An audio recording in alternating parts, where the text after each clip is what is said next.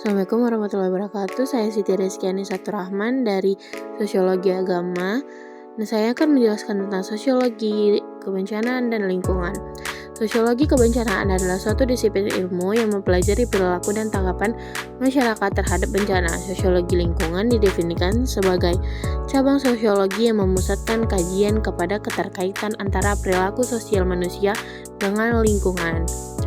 Nah, ada juga menurut Coburn DKK 1994 menyampaikan bahwa bencana adalah serangkaian kejadian yang di dalam menimbulkan peningkatan jumlah korban atau kerusakan kerugian harta benda, infrastruktur, pelayanan, atau sarana kehidupan pada suatu skala yang berada di luar kapasitas norma. Nah, setelah ini ada beberapa karakter yang membedakan bencana dengan peristiwa historis lainnya. Ditulis oleh Erikson, yaitu satu, bencana selalu melibatkan dimensi bahaya fisik dan sosial. Yang kedua, bencana terjadi tiba-tiba atau dapat dirasakan dalam konteks sosial sebagai kondisi yang telah berada pada tahapan akut. Yang ketiga, bencana merupakan situasi di mana kita mengambil langkah mitigasi untuk menurunkan dampak baik sebelum ataupun sesudah terjadinya situasi tersebut. Nah, ini tokoh yang pertama kali menyinggung mengenai masalah tersebut adalah Riley Dunlap dan William Catton pada 1978 sebagai salah seorang pengkaji sosiologi pembangunan lingkungan dari Magelang.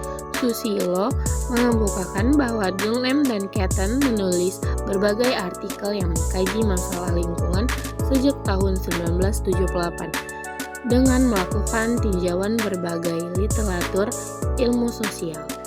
Para ilmuwan sosiologi kontemporer yang lain telah merumuskan beberapa kesepakatan implisif tentang bencana, yaitu yang pertama, bencana merupakan fenomena sosial.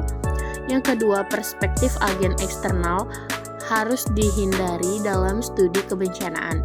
Yang ketiga, gangguan sosial yang muncul sebagai bagian dari dampak bencana harus menjadi fokus utama.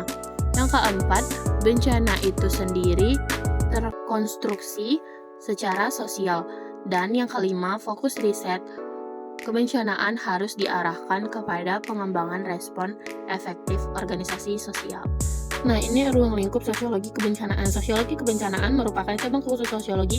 Kajian atau penelitian tentang bidang ini mayoritas dilakukan di Amerika Serikat, tetapi akhir-akhir ini juga dilakukan di Jerman dan di Italia. Secara teoritis, ruang lingkup sosiologi kebencanaan tidak hanya mencakup bencana di tingkat lokal, tetapi juga bencana di skala besar. Lebih penting lagi, bidang ini terkait erat dengan sosiologi lingkungan. Banyak penelitian di bidang sosiologi kebencanaan berfokus pada berkaitan antara solidaritas sosial dan kerentanan akibat bencana. Pengetahuan di bidang ini juga meliputi pengamatan tentang bagaimana peristiwa bencana tersebut dapat menghasilkan baik solidaritas sosial ataupun konflik sosial. Yang penting juga, sosiologi kebencanaan akan mengekspos ketidaksetaraan yang ada dalam tatanan sosial yang secara eksponensial ternyata dapat memperburuk dampak bencana itu sendiri. Selain itu, kajian sosiologi kebencanaan juga mengungkapkan bahwa bencana merupakan konsekuensi dari kesalahan adaptasi manusia terhadap lingkungan yang berbahaya. Nah, ini penyebab perubahan iklim. Yang pertama, emisi gas rumah kaca. Pembakaran bahan bakar fosil untuk energi transportasi dan industri menghasilkan emisi gas rumah kaca seperti karbon dioksida, metana, dan nitrous oksida. Yang kedua, penggundulan hutan. Penebangan hutan mengurangi jumlah pohon yang menyerap CO2 dari atmosfer, meningkatkan konsentrasi gas rumah kaca. Yang ketiga, pertanian dan peternakan. Metana yang menghasilkan dari ternak dan lahan basah pertanian serta penggunaan pupuk nitrogen meningkatkan emisi gas rumah kaca. Nah, ini aktivitas manusia yang memiliki berbagai dampak signifikan terhadap lingkungan. Yang pertama, polusi udara dan air. Emisi dari kendaraan industri dan pembakaran bahan bakar fosil menyebabkan polusi udara yang berkontribusi pada masalah kesehatan manusia dan perubahan iklim. Yang kedua, limbah industri dan domestik yang dibuang ke sungai dan laut menyebabkan polusi air, merusak ekosistem akuatik, dan mengancam kehidupan laut.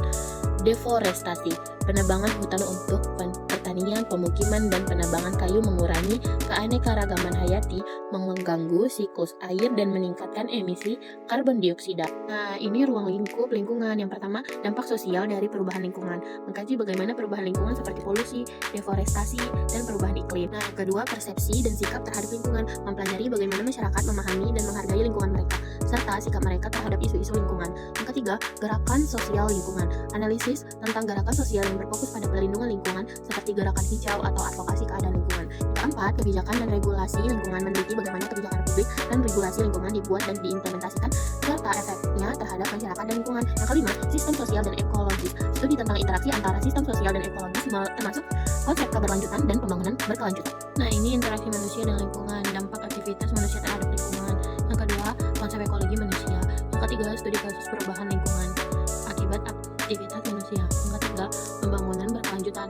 Nah, yang pertama, konsep dan prinsip pembangunan berkelanjutan. Yang kedua, kebijakan dan praktik pembangunan berkelanjutan. Yang ketiga, tantangan dan strategi implementasi pembangunan berkelanjutan. Yang keempat, perubahan iklim dan dampaknya, penyebab dan akibat perubahan iklim, dampak perubahan iklim terhadap masyarakat ekosistem. Yang ketiga, upaya mitigasi dan adaptasi perubahan iklim. Yang kelima, konsep keadilan lingkungan. Konsep keadilan lingkungan, isu-isu keadilan lingkungan, dan tingkat lokal dan global gerakan sosial